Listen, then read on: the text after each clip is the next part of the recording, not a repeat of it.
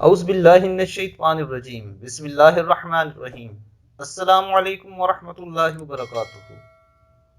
بے بسی اور دشمن کے شر سے بچنے کی دعا، رسول مقبول صلی اللہ علیہ وآلہ وسلم اور حضرت ابراہیم علیہ السلام کی دعا، حسبنا اللہ و نعم الوکیل، ہمیں اللہ کافی ہے اور وہ بہت اچھا کارساز ہے۔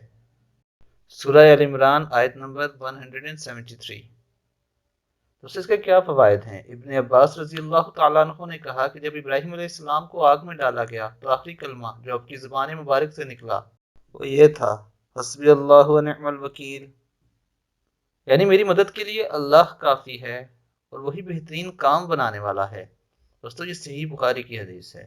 دوسری روایت میں ابن عباس رضی اللہ تعالیٰ عنہ نے کہا کہ کلمہ حسبنا اللہ و نعم الوکیل ابراہیم علیہ السلام نے کہا تھا اس وقت جب ان کو آگ میں ڈالا گیا تھا، اور یہی کلمہ محمد رسول اللہ صلی اللہ علیہ وآلہ وسلم نے اس وقت کہا تھا جب لوگوں نے مسلمانوں کو ڈرانے کے لیے کہا تھا کہ لوگوں، یعنی قریش نے تمہارے خلاف بڑا سامان جنگ اٹھا کر رکھا ہے، ان سے ڈرو۔ لیکن اس بات نے ان مسلمانوں کا جوش ایمان اور بڑھا دیا۔